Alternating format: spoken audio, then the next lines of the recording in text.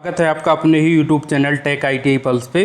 तो दोस्तों आज एक रिक्रूटमेंट आया इसरो की तरफ से, इंडियन स्पेस रिसर्च ऑर्गेनाइजेशन। देखिए भारत सरकार अंतरिक्ष विभाग, Indian space research organisation ISRO, जिसकी LPSC यूनिट है दोस्तों, जिसको बोलते हैं लिक्विड प्रोपिजन सिस्टम सेंटर, है ना। इसमें बलियामाला PO और तिरुवनंतपुरम दो जगह के लिए पोस्ट ओपन हुई हैं दोस्तों। आज ही की दिनांक में 15 अगस्त को ये नोटिफिकेशन आया है, जिसमें यहाँ पे देखते हैं हम पोस्ट कौन कौन से इसके लिए निकली हैं। तो इसमें दोस्तों पोस्ट की अगर बात करें तो पोस्ट डिप्लोमा और ITI कैंडिडेट के लिए निकली हैं, और एक पोस्ट निकली है जो 10th पास कैंडिडेट हैं और फायर में कहीं उनको एक्सपीरियंस है उसके लिए। तो दोस्तों ये पे लेवल 7 पे टेक्निकल असिस्टेंस पोस्ट निकली है मैकेनिकल से, है ना। तो मैकेनिकल से 6 पोस्ट टोटल निकली हैं इसमें। बलियामाला यूनिट के लिए 3 और बेंगलुरु यूनिट के लिए 3, है ना।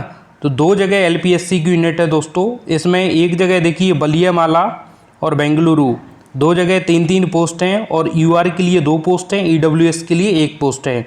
और यहाँ पे बेंगलुरु में 3 में से एक UR के लिए, कि OBC के लिए, कि EWS के लिए।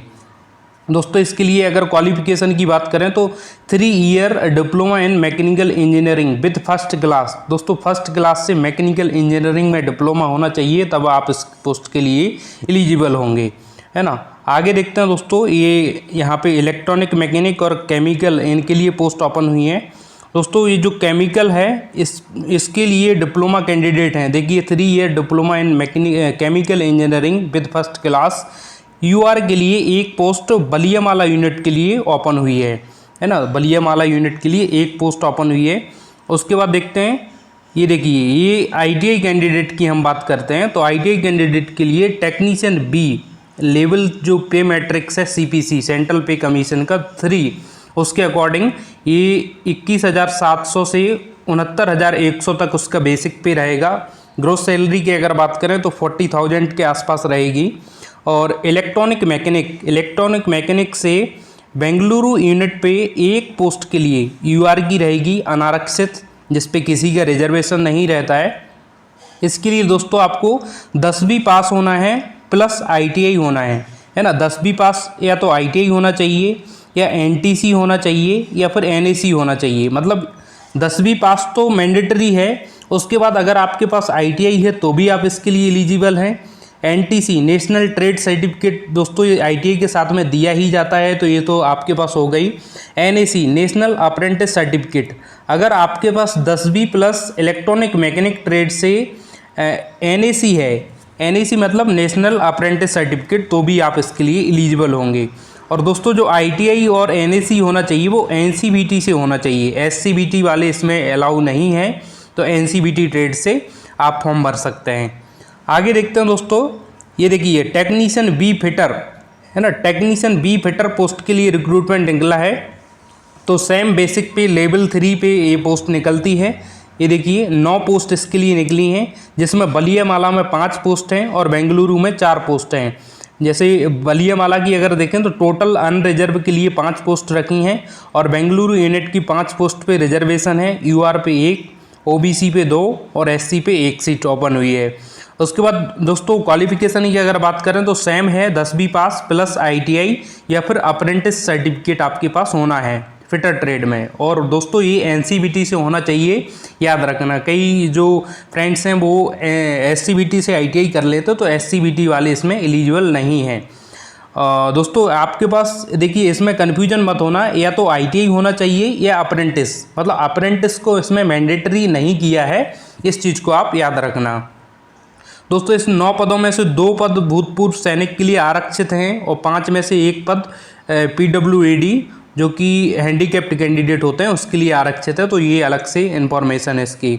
दोस्तों आगे देखते हैं ड्राफ्टमैन B, है ना। ड्राफ्टमैन B सिविल, दोस्तों इसके लिए पोस्ट मैकेनिकल के लिए ओपन हुई है। ड्राफ्टमैन में एक पोस्ट है बलियामाला यूनिट के लिए, UR के लिए है दोस्तों। अनारक्षित वाले जो एम्प्लॉय हैं वो कैंडिडेट हैं वो इसमें अप्लाई कर सकते हैं। इसमें भी सेम क्वालिफिकेशन चाहिए, 10th पास होना चाहिए और ITI या फिर अप्रेंटिस होना चाहिए ड्राफ्टमैन मैकेनिकल से, और फ्रॉम NCBT, क्योंकि इसरो की कोई भी यूनिट है वो SCBT वालों को एलिजिबल नहीं करती है।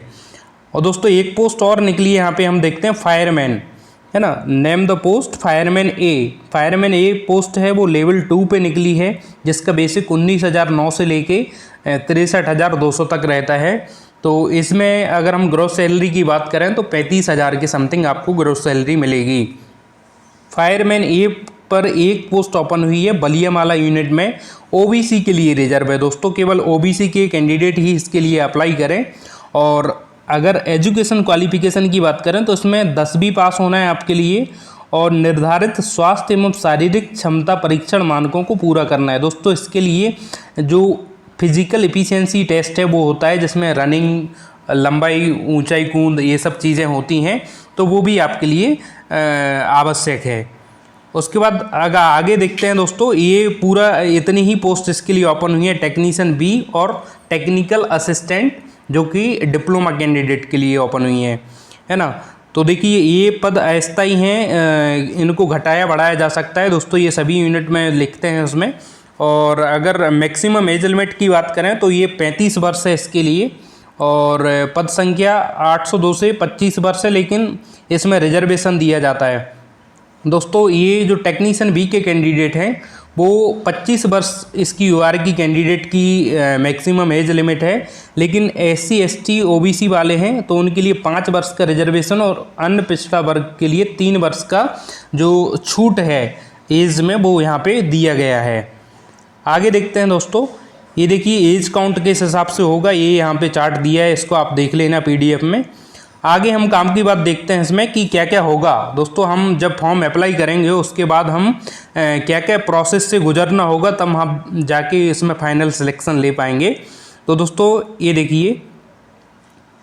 देखिए यहाँ पे उम्मीदवार करते समय संबंधित प्रमाण पत्र पोर्टल अपलोड करना है दोस्तों। जो रिजर्वेशन लेंगे, रिजर्वेशन का फ़ायदा जैसे SC ST OBC PWD, भूतपूर्व सैनिक या EWS, तो ये सब कैंडिडेट को आप जो उसका प्रमाण पत्र है वो उस पर फॉर्म भरते टाइम अपलोड करना पड़ेगा, ये मैंडेटरी है। उसके बाद देखते हैं दोस्तों आगे चयन प्रक्रिया, सिलेक्शन प्रोसेस क्या है दोस्तों, ये बहुत इंपॉर्टेंट हो जाता है। ये देखिए बहुत इंपॉर्टेंट हो जाता है।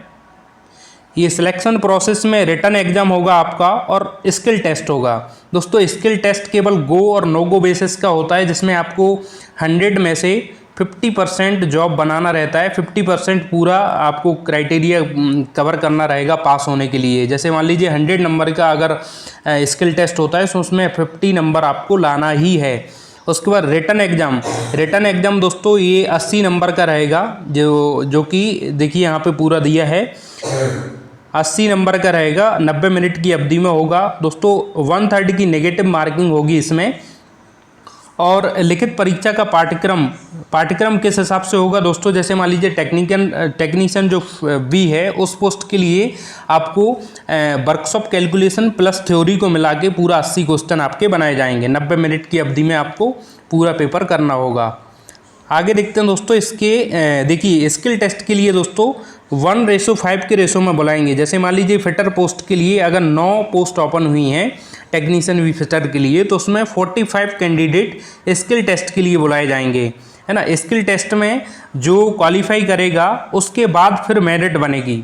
जैसे मान लीजिए स्किल टेस्ट के लिए अगर 45 बुलाए गए हैं, तो जिसमें से मान लीजिए 40 व्यक्ति अगर पास हो जाते हैं इसमें स्किल टेस्ट में, तो 40 व्यक्ति में से फिर 9 व्यक्तियों को सिलेक्ट किया जाएगा फाइनल सिलेक्शन के लिए, है ना। तो फाइनल मेरिट है वो डिपेंड करेगा आपके जो रिटन एग्ज़ाम है उसमें आपके कितने मार्क्स हैं, उसके आधार पे फाइनल मेरिट आपकी प्रिपेयर होगी दोस्तों। जो फाइनल मेरिट ये देखिए, ये दोस्तों ये 80 में से 32 नंबर अनरिजर्व कैंडिडेट के लिए रिटन एग्जाम में मिनिमम क्वालिफाइंग मार्क्स हैं दोस्तों। इसका मतलब ये नहीं है कि अगर आपके 33 नंबर आ गए तो आप इसमें पास हो गए।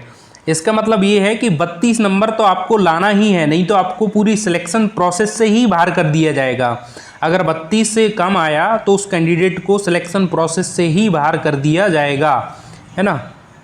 और आगे देखते हैं दोस्तों, ये इसके लिखित परीक्षा शारीरिक क्षमता, ये पोस्ट नंबर उस फायरमैन ए के लिए है। देखिए इसमें 80 बहुविकल्पीय प्रश्न पूछे जाएंगे, जिसमें 1 नंबर का 1 क्वेश्चन होगा। 120 मिनट की अवधि में लिखित परीक्षा पूरी करनी होगी, जिसके लिए 1/4 का नेगेटिव मार्किंग रहेगा। तो दोस्तों ये अलग से उसके लिए फायरमैन ए के लिए है कि 1/4 का आपका नेगेटिव मार्किंग रहेगा और 2 घंटे में आपको पूरा पेपर सॉल्व करना होगा। आगे देखते हैं दोस्तों इसके आवेदन की अंतिम तिथि और देखते हैं कि आवेदन की अंतिम तिथि क्या है। तो देखिए आवेदन की अंतिम तिथि की अगर बात करें तो हमको यहाँ पे देखने को मिलती है हाउ टू अप्लाई। तो दोस्तों इसके लिए 18 अगस्त अपराह्न 2 बजे से 4 सितंबर 2026 तक 2 बजे तक ये उपलब्ध रहेगा। आप इस बीच में अपना फॉर्म फिल कर सकते हैं और फॉर्म फिल करते टाइम जो फीस है वो क्या रहेगी वो भी हम देखते हैं आगे। दोस्तों ये अलग अलग रिजर्वेशन वाइज अलग अलग फ़ीस का क्राइटेरिया है। ये देखिए कितना आपको फ़ीस देना होगा।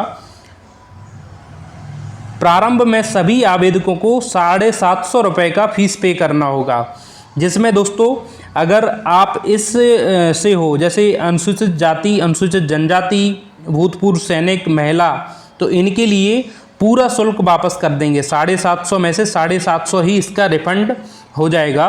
उसके बाद जो अन्य अभ्यर्थी हैं उनका 250 रुपये रख करके 500 रुपये वापस कर दिया जाएगा। तो दोस्तों अभी 250 रुपये अभी आपको 750 रुपये ही पे करना पड़ेंगे। जैसे ही आप उसका एग्ज़ाम देंगे, CBT एग्ज़ाम देने के बाद आपको 500 रुपये इसमें रिफ़ंड कर दिए जाएंगे। तो दोस्तों ये मैंने सारी इन्फॉर्मेशन दी आपको।